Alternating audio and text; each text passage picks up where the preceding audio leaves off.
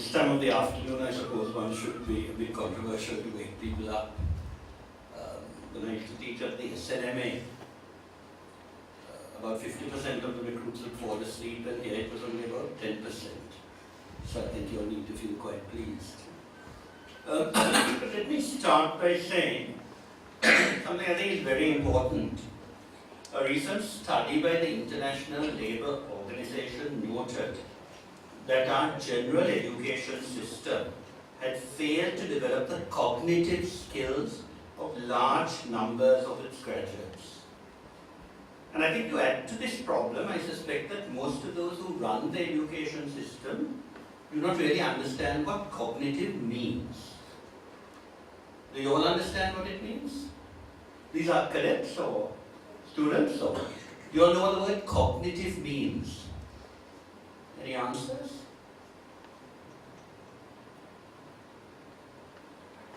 No answers at all. Guessing? I'm sure some of you know. Cognitive. It's like inception. Yeah. Now, is it only one person who understands, or is it just that the rest of you are not used to answering questions in class? You were at Sabaragamuwa? Yes, do you remember? So are these students responsive in class, or compared to Sabaragamuwa? Some of them are and some of them aren't, like everybody.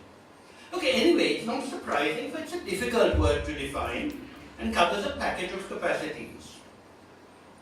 It really means knowledge plus attitudes plus the capacity to apply them practically.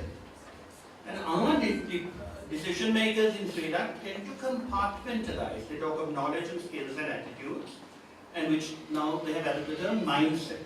So the latest jargon is KSAM. What is ignored is the simple fact that people need to think. In order to think, you need some knowledge. This involves memory, but memory that does not compartmentalize as our rote learning demands, but rather encourages making connections and comparisons and contrasts. We also need values according to which to reach conclusions, but these values should not be thrust upon us, but they should be reached through knowledge and our own analysis. I could go further into this, but very simply let me note that for present purposes, that anyone who thinks on the basis of knowledge and recalling our past and pursuing positive values will realize that there is no hope of integration at all if we continue as we are doing now. And I mean this very seriously. There are many reasons for this, but one very obvious fact is that the vast majority of our people cannot talk to each other. Do you agree with me or not? How many Tamil cadets do you have here? Are there any Tamil students here? A few. Sorry? A few. A few? Yeah. Right. And when they come here, they have good English? They are not. Right. Okay, but you know that educational policies since the early 40s have straitjacketed many of our youngsters in monolingualism. They only know one language. We sit here at this university talking to each other in English, and we may assume that everyone here understands what is being said. Did you all understand what Professor Hettige said? Yeah, only to a certain level maybe. Sorry? Only to a certain level? I think to a limited level. I was looking at the faces. Which is no one's fault except that of the state. Outside this charmed circle, few understand English. If a symposium were conducted in Sinhala or Tamil, the vast majority of those who studied in the other language would find the proceedings incomprehensible. Leaving aside the problem of a nation so divided, we should also realize that with job opportunities generally confined to those who know the language of the majority, the minority feels deprived. And this in turn fosters insecurity and a sense of neglect. But there's also a sense in which the majority also suffers insecurity and a sense of neglect. This is because the majority of lucrative jobs requires good English. And this is beyond the reach of the majority of our people. Pass rates in English at the ordinary level are laughable. How many of you passed in English at your first attempt at O level? Hands up, please. In your first attempt. In the first attempt. Okay. How many got a C? Only one. Okay. How many got an A? It's not too bad. But then KU is meant to be the cream, no? But the fact that most people don't pass it made laughable by the fact that the paper itself is laughable.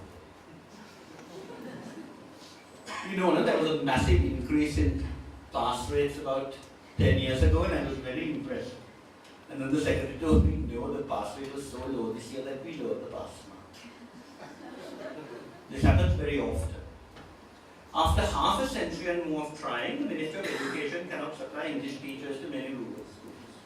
A deficiency it compounds by not ensuring that all children have maths teachers, that other indispensable skills for the modern world. As you know, the pass rate in maths are also only about 30% nationwide.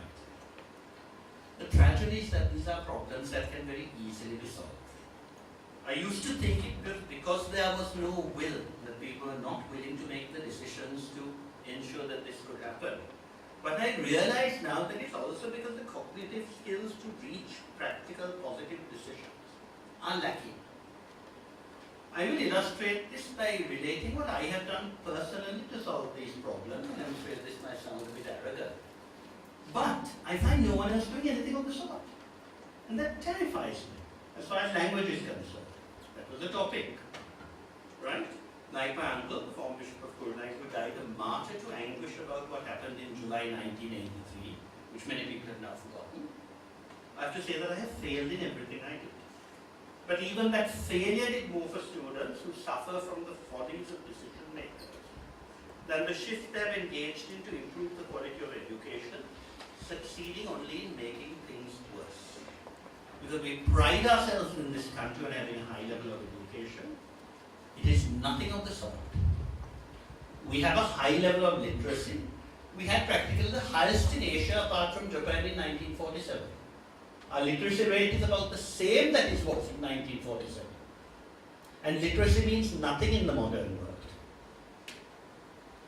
And at O level they don't even define what literacy means. But since the topic includes the word literature, you asked me to speak on literature, I don't think it would be at all interesting to these students, but I do what I'm told. Let me briefly say that before I moved into the public sector, I managed by the British Council to make Sri Lankan writing in English respectable. This may seem strange now, but in the 70s, our English academics did their best to destroy Sri Lankan writers in English, claiming they could not write English and that they only wrote in English because they could not write in Sinhala or Tamil. So on the one hand, their grammar was bad, and they should not be writing in English because they should write in Sinhala or Tamil. This is all our English departments.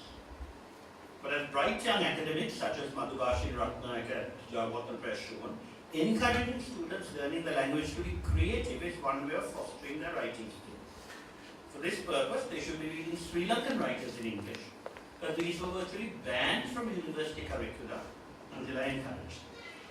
I should add that recently I was able to produce, and I think Kotalavan should have a copy of it here, copies of short stories and poetry from all three of the languages in use in this country.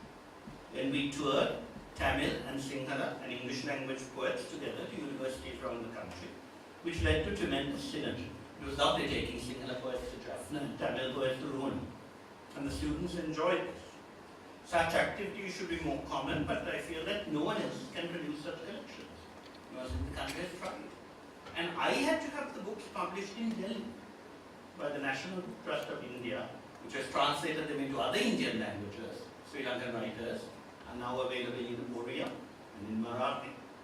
But except for Godagan Brothers, we have no commitment to socially creative initiatives in publishing.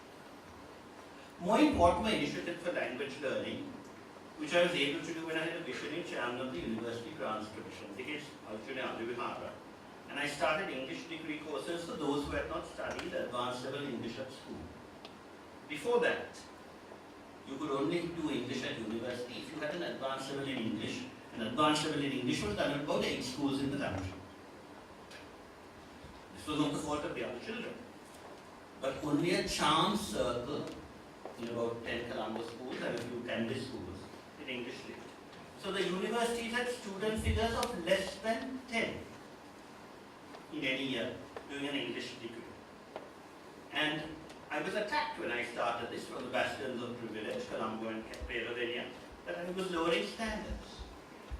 But I managed to have hundreds in my classes, and those in the first batch went on to become lecturers even at some of those places. They would tell me, why are you teaching these rural boys and girls English? They can't speak properly. You remember? In Sabaragamuwa. And they're now lecturers in those universities. But the vast majority went into teaching in rural schools, which the products of those privileged universities never did. Then in 2001, on an initiative of Tara Demel, the great Secretary of the Ministry of Education, by the way, I don't know whether you know this, perhaps nobody cares, the Ministry of Education got its 6th secretary in 6 years last week. 6 secretaries to a ministry in 6 years. How can you talk of policy? And one simple rule in Sri Lanka is when you are appointed secretary, you never talk to your predecessor and say, what were you doing? Sri Lanka reinvents the wheel all the time. So there's no continuity. We started English medium in government schools. Did any of you study in English medium in school? Hands up, those who studied in English medium. Only one who's very shy to put up his hand. 2, what school? Sorry? Anuradhapura Central. Good, I'm so glad, because in those days, sort of kids from there didn't have the chance. But would have started late. The young lady? Music is always an English medium. They cheat. And you? Some other person? Excellent. Now, this is what we wanted. Okay? In private schools, also work in the government medium. Even in Royal, you could, also in Thomas, you couldn't do English until 2002. But just as the program was to commence, the government changed. Whereas, I don't know if you've heard this line, it's the most important thing. Aristotle, greatest of philosophers, said, the roots of injustice lie in treating like things differently and in teaching unlike things as though they were like. But we are not taught variables in Sri Lanka. Okay. Because of sterling support, however, from the Ministry of Human Resources Development, Karnasena Koditoka, we have survived Ranisa to stop us. But Karnasena was not allowed to keep on as consultants, so the teacher training and book production programs collapsed. Students were subject to teachers trained in theoretical psychology with little practical command of English and textbooks with massive errors. There used to be a place called Pastunata College for Education, excellent teachers. 20 years later, none of the teachers could speak English. So I asked the consultant Ministry of Education, why are you passing them? After we have spent so much money on them, how to fail them? But Tara and I intervened, we went on, and even though it did not reach as many divisional centers of excellence, most provincial capitals, like Anuradhapura, and a few district ones, I'm pleased about Anuradhapura, now have reasonably effective English medium classes. But they could be better. Now recently, when I thought I had been retired from public life, I took on yet another initiative in the field of wider education. I am now chairman of the Tertiary and Vocational Education Commission. And I took it on the understanding that it was a part-time job, but as a minister put it, he knows that I'll be there full-time when I now do more than 50 hours a week, which is exhausting. But I'll tell you what we have done in 1 year. We have made English and soft skills compulsory for all courses. In theory, these were compulsory before, but nothing was done about them. So the Vocational Training Authority had 245 centers and 20 English teachers. How they taught, I don't know, especially because half the English teachers didn't know English. You know why?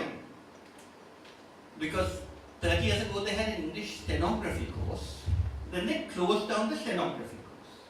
So what do you do about the people who taught stenography? You turn them into English teachers. But as you know, you can do stenography without knowing English. So now these poor ladies who don't know English are teaching English to students.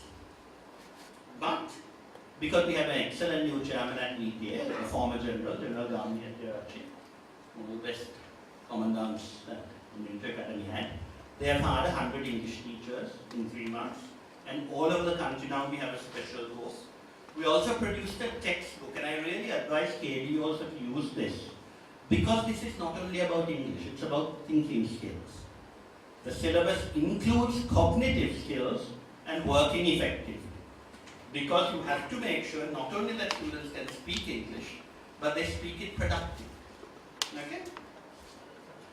Now I couldn't understand why no one had English teachers before, but I realized that you have to coordinate, and no one talked to anyone else before. We have about 6 agencies in the ministry. None of them have spoke to anybody else. So there's no coordination. It's like our ministries. You know, one of the reasons that Vasanta Sen Naik and I 4 years ago introduced an amendment which made us very unpopular to restrict the cabinet to 20 was because you cannot function with a cabinet that's so large. I'm not talking of the fact that half the ministers are idiots. That happens in many countries, maybe our proportion is higher. But you cannot do a job unless you're working together, and especially an idiot doesn't want to work together with a cleverer man. So each one does their own thing. So even the good ministers can't function because they're all working in a vacuum. It's very simple. You look at the list of ministries. Professor Ettige was telling me 20 years ago, he said, it's very easy to put these ministries together. You have to put them together. Education must work with higher education, and together with vocational training. Agriculture must also work with irrigation. All those things are just working apart and they do not talk to each other. So it's a good article, I hope managed people have read it by Dr. Wijesingha from Deputy Governor of the Central Bank about this recently. Okay? So there's no working together, and that means that integration, the key of your seminar, is impossible.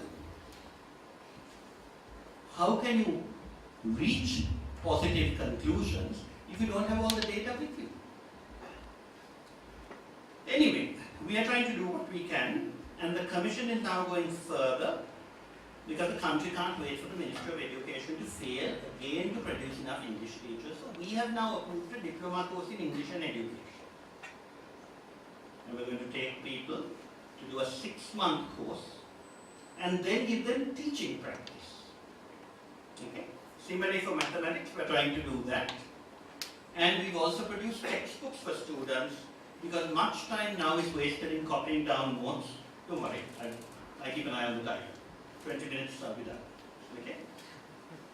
People go to expensive tuition classes even and copy down notes. Whereas producing user-friendly textbooks is not difficult. This was made clear because when we did English medium, we produced textbooks for English at quarter the price the Education Ministry was paying.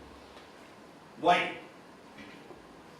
Because panic and the ministry got very hard because the ministry people were making massive commissions on printing of books.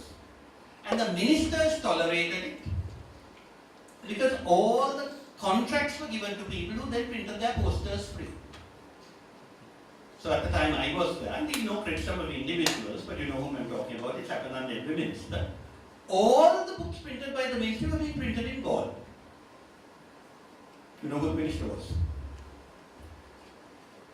This happened all the time with every minister. And this is the way this country works. So they call it free education. And who benefits? The minister, but the minister only gets the free textbooks, maybe some of them get money, I don't know. But the officials are the ones who get the money. And it costs 790 rupees to print the textbooks, which I was printing for 200. And I was printing English, so it was only like 5,000, they were printing 150,000. No one looks into this. Okay? Right. So secondary school students are straitjacketed by a single book.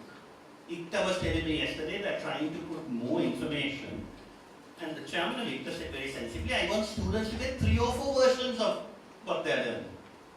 I want students to decide. I said that's a wonderful idea, but their teachers will kill them. The teachers don't like students who know more than they do. But the whole point of education is to produce students who are better than you. Otherwise you fail. Okay? But advanced level there are no books. So they're throwing you into the hands of the tuition masters. But the Minister of Education is incapable of understanding that modern society requires those who learn to have knowledge at their fingertips, not to be at the mercy of those who dish it out as they like. So there's some ways we can work towards a more integrated society, but continuity is not easy. I hope that the KDU, which is comparatively professional, will take up some of the new courses we started, English certificate, diploma courses, certificate courses for the service sector for your servicemen who are retiring, because a lot of them deserve better jobs than they now get, staff for care services and for hospitality. Some years back I suggested to the then Secretary of Defence that he should do more, given the capacity of the military, which was not being used to full capacity after the conflict.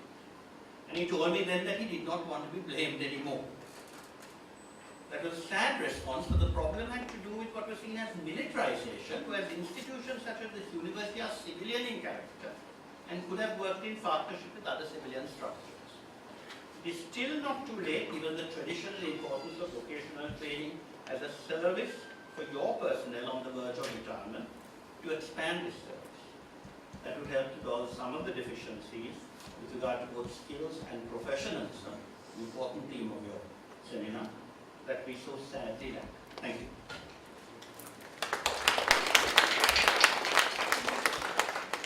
Thank you very much.